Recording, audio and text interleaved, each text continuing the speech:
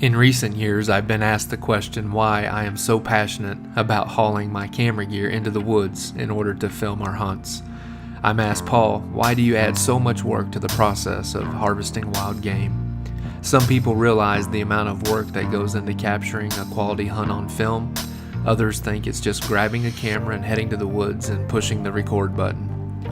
The real answer to all these questions lies in the process of what happens days, weeks, and even months after the hunt happens.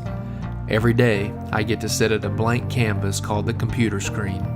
My brush strokes are sound bites and video clips with just the right underlying musical track to create a certain emotion to pull the viewer into the story.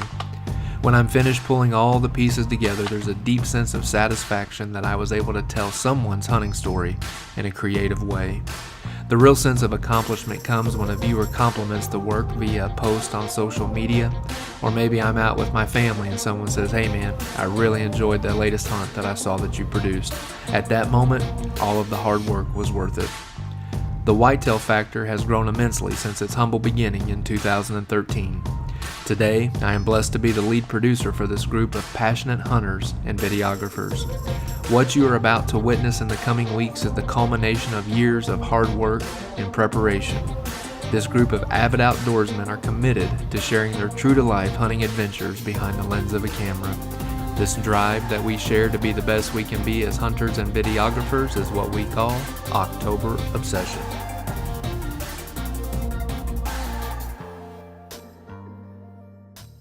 The story of the Whitetail Factor really starts with two friends who share a mutual obsession to hunt mature bucks on a piece of property they call the Kentucky Farm.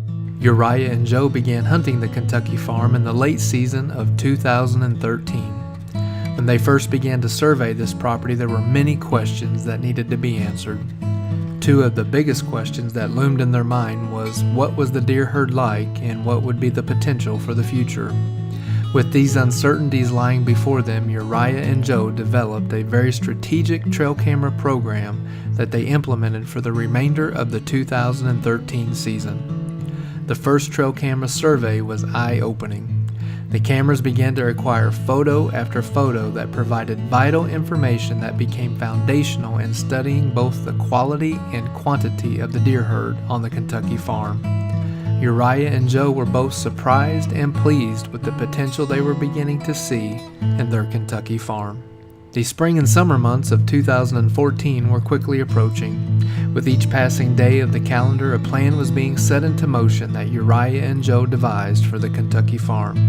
A big piece of the puzzle would revolve around a food plot regimen that they had designed in order to provide the deer herd vital nutrients not just during the growing seasons but late into the winter months as well.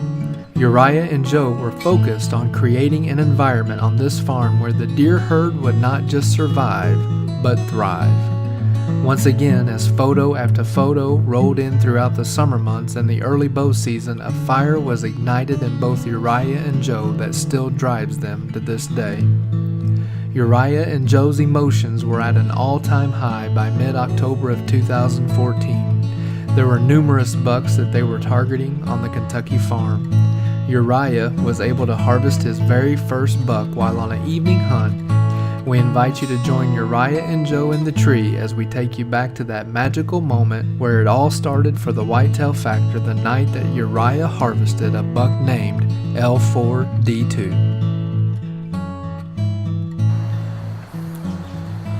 Welcome to the Grove. This is just a really neat spot. We're in one of my favorite trees. It's Osage orange tree, and we're pretty well camouflaged. Need to do a little bit of cleanup work on one of our lanes, but we got a big lane out to the northwest, looking right into the heart of this food plot. This is we got a wind coming out of the northwest today, which sets up really nicely, basically coming right over the top of this hill out of their bedding, and they got to come on top of this hill from their bedding to get to us. I'm gonna at least try to harvest a doe tonight, and this is just a cool spot.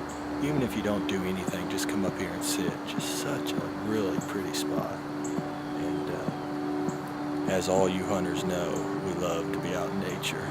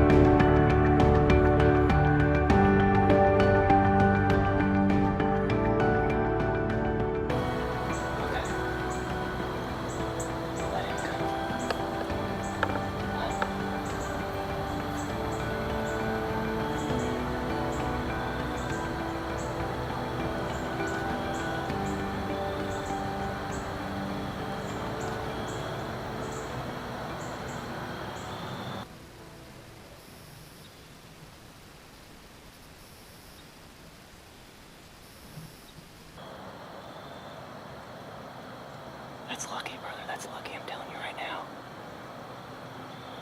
That's lucky. I'm from. Hold on. Let him turn. Let him turn. Let him turn.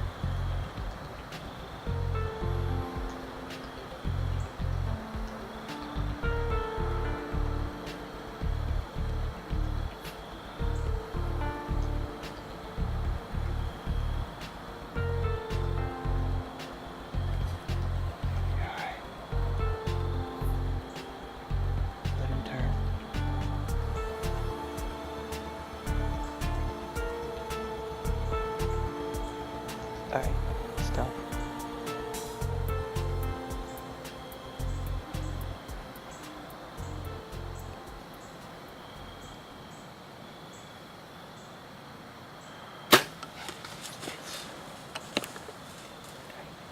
No, it's alright. That's alright.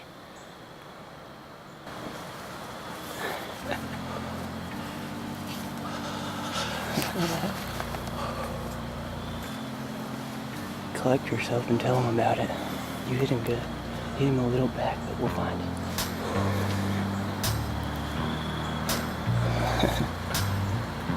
Oh my goodness. That was good. Hate to hurt it, I let it go.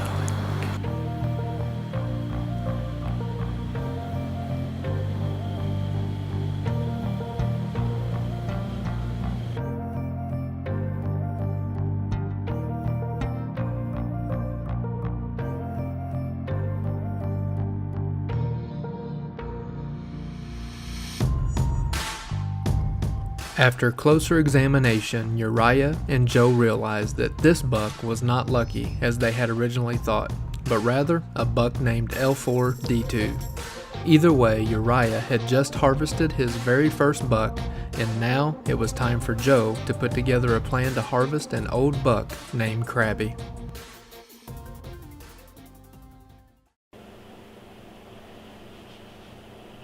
Hey Uriah, it's Joe. Finally got this cold front, man. I think it's go time. I think this is our window. Let's try to get out there today. Call me back. We'll get prepared. See you, buddy.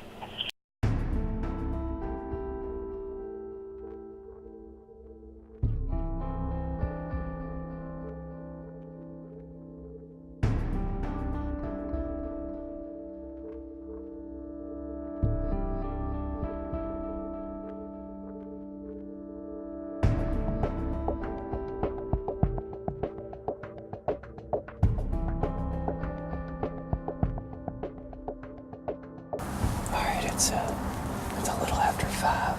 We've now seen 3 does, 2 year-and-a-half-olds, and this is exactly how we expected the deer to come out. It's kind of like a hierarchy we've been noticing on our trail cameras.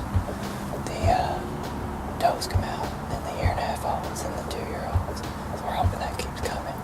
Krabby most nights comes out about 5:40, so we got about 30 minutes here. This is the first chance we've had to do an update. It's been good so far. Let's see what happens. Oh, here we go. There he is. No, hold on. That's R4. No. That's R4. No, wait a second. I think that's him. Oh, shit. I think that's it. That is. Oh, there you go. He's gone. Hold on.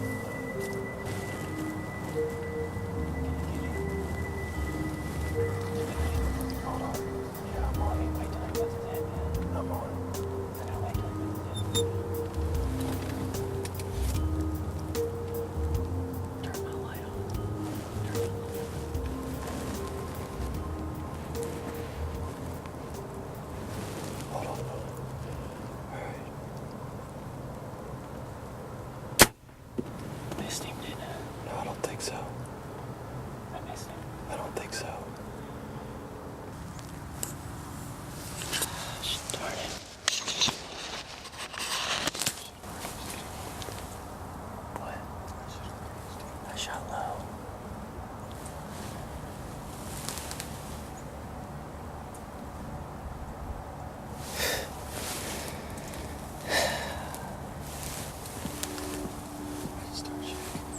So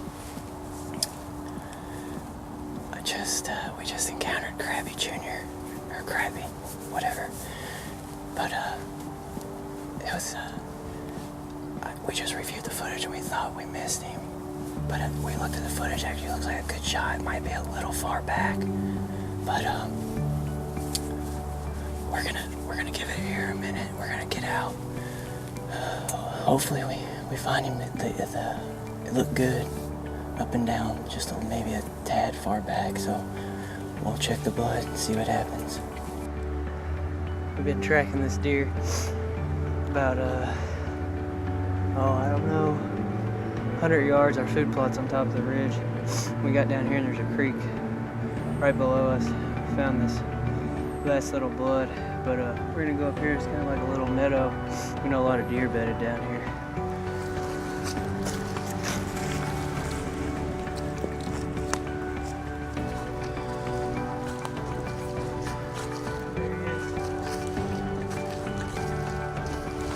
Really?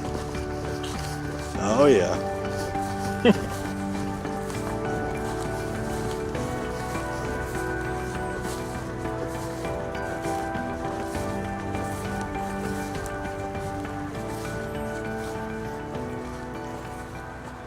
It's been a long journey for Uriah and I this year, but sure has been a rewarding one. I want to talk about what we did to kill this deer and Uriah's deer. We killed them out of the same plot, and I was in the hay bale blind, but I wasn't 10 yards from where he shot his deer. And we planned that back in the summer to work just the way it did. Just really makes me reminisce and be grateful that God blessed us and rewarded us for our hard work. We set that spot up to do just this. But this deer is, we're just looking, he has no teeth, hardly. So we don't know how old he is. We knew he was one of the bigger deer body-wise on our property. He doesn't have the best rack on our property for sure, but after our biggest hitless buck was killed, this was kind of a deer I was targeting to allow some of the younger deer to keep growing, the ones with better genetics. But you know, I'll never forget this deer. It was just a heck of a deer. We had a good story with him, and I'm just very grateful to harvest this deer. It worked out just the way we thought it would. As we reflect back on the 2014 season, it truly was one for the memory books. With a solid management plan in place and a dream to share their true-to-life hunting adventures behind the lens of a camera, Uriah and Joe set into motion the foundational pieces of what has now become the Whitetail Factor. We look forward to bringing you along for the ride as we experience the highs and the lows of one of our best seasons to date. We truly have been blessed as we continue to push forward in our passion of true-to-life hunting adventures that we call October Obsession.